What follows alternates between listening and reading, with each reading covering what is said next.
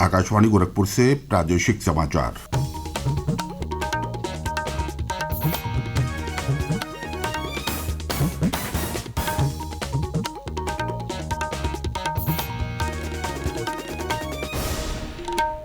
नमस्कार। समाचार बुलेटिन के साथ मैं प्रमोद कुमार सिंह। पहले मुख्य समाचार। प्रदेश में गन्ना मूल्य में प्रति कुंतल 20 रुपये की बढ़ोतरी, मंत्रिपरिषद ने दी मंजूरी। 7 अन्य प्रस्ताव पर भी लगी मुहर। अयोध्या में श्री रामलला प्राण प्रतिष्ठा समारोह की तैयारियां अंतिम दौर में, समीक्षा करने आज पहुंचेंगे मुख्यमंत्री योगी आदित्यनाथ। प्राण प्रतिष्ठा समारोह को लेकर केंद्र सरकार ने 22 जनवरी को घोषित किया आधे दिन का अवकाश, और 16 वर्ष से कम उम्र के छात्रों का नामांकन नहीं कर सकेंगे कोचिंग संस्थान। केंद्रीय शिक्षा मंत्रालय ने जारी किए दिशा निर्देश।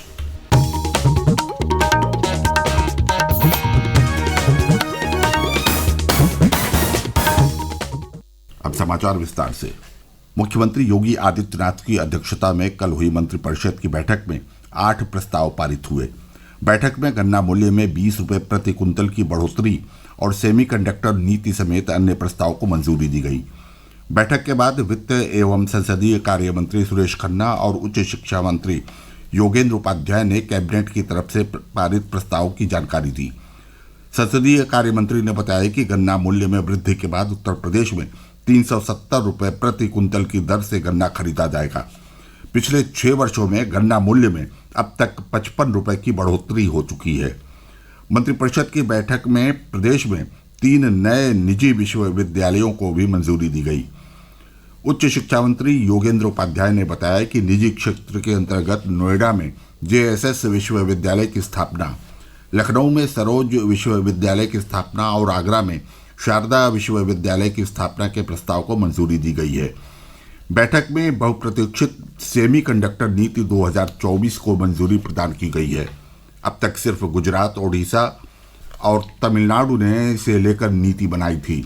यूपी चौथा राज्य है जहां सेमीकंडक्टर नीति बनाई गई है। इससे बड़े पैमाने पर प्रदेश में निवेश आएगा।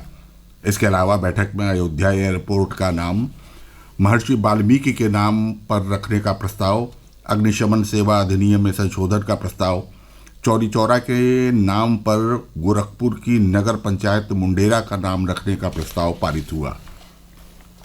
अयोध्या में श्री रामलला विराजमान के प्राण प्रतिष्ठा समारोह में अब सिर्फ 3 दिन बचे हैं। समारोह की तैयारियां अंतिम चरण में है। आचार्य गणेश्वर शास्त्री द्रविड़ की देखरेख में अयोध्या में प्राण प्रतिष्ठा पूर्व अनुष्ठान भी किया जा रहा है, जो 21 जनवरी तक चलेगा। हमारे संवाददाता की एक रिपोर्ट। देश भर से अयोध्या पहुंचे भक्तों के लिए रामलला का अस्थायी मंदिर में दर्शन करने के लिए आज आखिरी दिन है, क्योंकि कल से 22 तारीख तक भक्तों के लिए दर्शन बंद रहेंगे। इस मौके पर अयोध्या की सड़कों पर सैकड़ों की संख्या में राम भक्त श्रद्धालु नजर आ रहे हैं, जो भगवान का दर्शन करने के लिए दूर दूर से पहुंचे हैं और चारों तरफ जय श्री राम के नारे गूंज रहे हैं। प्रशासन की ओर से इनके रहने, आने जाने और तमाम सुविधाओं की व्यवस्था की गई है। वहीं आज भी कई प्राण प्रतिष्ठा के पूर्व संपन्न होने वाले अनुष्ठान किए जाएंगे, जिनमें देव प्रबोधन, औषधि अधिवास, घृत अधिवास, कुंड पूजन और अग्नि कुंड स्थापना शामिल है। सुशील चंद्र तिवारी, आकाशवाणी समाचार, अयोध्या। प्रदेश के मुख्यमंत्री योगी आदित्यनाथ नए साल के पहले माह में तीसरी बार आज अयोध्या के दौरे पर रहेंगे। 22 जनवरी को यहां होने वाले श्री रामलला प्राण प्रतिष्ठा समारोह को लेकर मुख्यमंत्री का ये दौरा काफी महत्वपूर्ण माना जा रहा है। वह अयोध्या में हनुमानगढ़ी के दर्शन के बाद टेंट सिटी का निरीक्षण करेंगे। इसके बाद अंतर्राष्ट्रीय राम कथा संग्रहालय में समीक्षा बैठक कर प्राण प्रतिष्ठा समारोह की तैयारियों को अंतिम रूप देंगे। अयोध्या में श्री रामलला की प्राण प्रतिष्ठा को लेकर पूरे प्रदेश में उत्साह दिख रहा है। इसी क्रम में चित्रकूट से निकली श्री राम की चरण पादुका यात्रा आज शाम अयोध्या पहुंचेगी। ये यात्रा मकर संक्रांति के दिन प्रारंभ हुई थी। उधर 22 जनवरी को दीपोत्सव मनाने के लिए पीलीभीत जिला कारागार के कैदी दीपक तैयार कर रहे हैं। कारागार अधीक्षक राजेश पांडे ने बताया कि 22 जनवरी को जेल को दीपकों से सजाकर सुंदर कांड का पाठ कराया जाएगा। अलीगढ़ में बनी प्रभु श्रीराम के बाल स्वरूप की कांच की कलाकृति को अयोध्या के श्रीराम मंदिर में स्थान मिलेगा। इसे अलीगढ़ पत्थर बाजार स्थित ग्लास एजेंसी के संचालक अनुज गुप्ता और 8 कर्मियों ने करीब 40 दिन की मेहनत के बाद आकार दिया है। आगरा में पेठा एसोसिएशन द्वारा 22 जनवरी को होने वाले रामलला के प्राण प्रतिष्ठा के लिए पेठे की 56 प्रकार की मिठाइयाँ तैयार कराकर विशेष रथ से अयोध्या रवाना किया जा चुका है। अयोध्या में होने वाले प्राण प्रतिष्ठा समारोह से पूर्व आगरा में श्री कृष्ण ग्रंथालय धरोहर संस्थान द्वारा स्टील धातु से विराट रामायण महाकाव्य ग्रंथ को तैयार किया गया है। स्टील के 14 पेजों में रामायण के महत्वपूर्ण भागों का वर्णन किया गया है। इस ग्रंथ का वजन 95 किलोग्राम है। प्रादेशिक समाचार आप आकाशवाणी गोरखपुर से सुन रहे हैं। ये समाचार बुलेटिन हमारे YouTube channel AIR news Gorakhpur और ट्विटर हैंडल AIR न्यूज़_GKP पर भी उपलब्ध है। अयोध्या में होने वाले श्री राम लला प्राण प्रतिष्ठा कार्यक्रम को देखते हुए केंद्र सरकार ने 22 जनवरी को अपने सभी कार्यालयों में आधे दिन की छुट्टी घोषित की है। केंद्रीय मंत्री जितेंद्र सिंह ने बताया कि 22 जनवरी को सभी केंद्रीय कार्यालय आधे दिन के लिए बंद रहेंगे। उन्होंने कहा कि ये निर्णय लोगों के उत्साह को देखते हुए लिया गया है। ये आदेश सभी केंद्रीय सरकारी कार्यालयों, केंद्रीय संस्थानों और केंद्रीय औद्योगिक प्रतिष्ठानों पर लागू होगा। उल्लेखनीय है कि प्रदेश सरकार पहले ही 22 जनवरी को सार्वजनिक अवकाश घोषित कर दिया है। इस दिन राज्य में शिक्षण संस्थाओं और राज्य सरकार के कार्यालयों में छुट्टी रहेगी। साथ ही प्रदेश में शराब की दुकानों को भी बंद रखने का आदेश दिया गया है। प्रधानमंत्री नरेंद्र मोदी ने कल श्री राम जन्मभूमि मंदिर पर स्मारक डाक टिकट जारी किया। उन्होंने भगवान राम पर दुनिया के विभिन्न देशों में जारी डाक टिकटों के संकलन की पुस्तिका भी जारी की।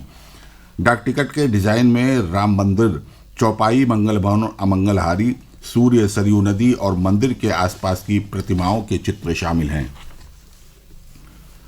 अयोध्या में श्री राम जन्मभूमि मंदिर के निर्माण के साथ ही देश में धार्मिक पुस्तकों की मांग तेजी से बढ़ रही है।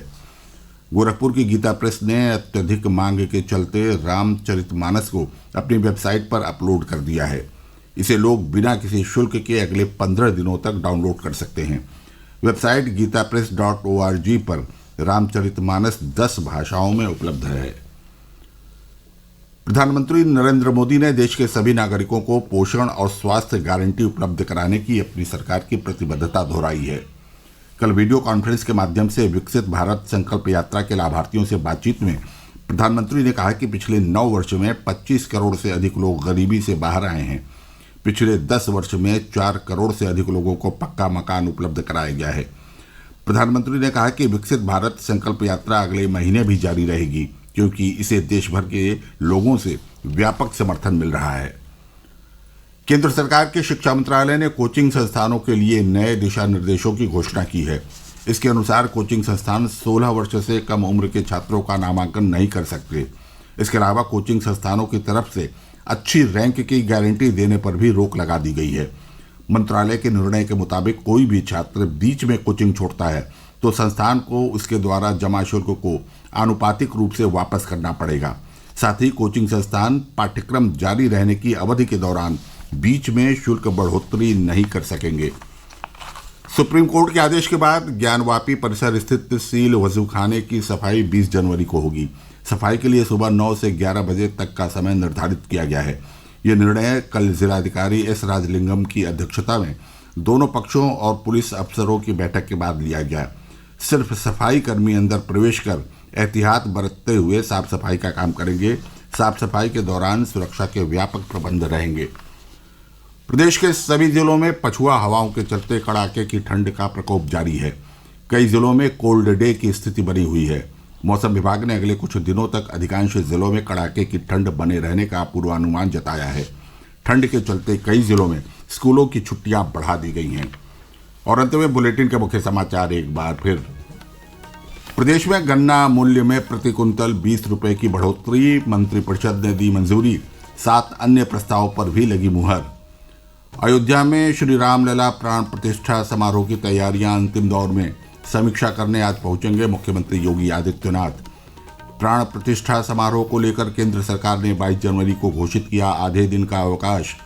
और 16 वर्ष से कम उम्र के छात्रों का नामांकन नहीं कर सकेंगे कोचिंग संस्थान। केंद्रीय शिक्षा मंत्रालय ने जारी किए दिशा निर्देश। इसके साथ ही प्रादेशिक समाचार समाप्त हुए। नमस्कार।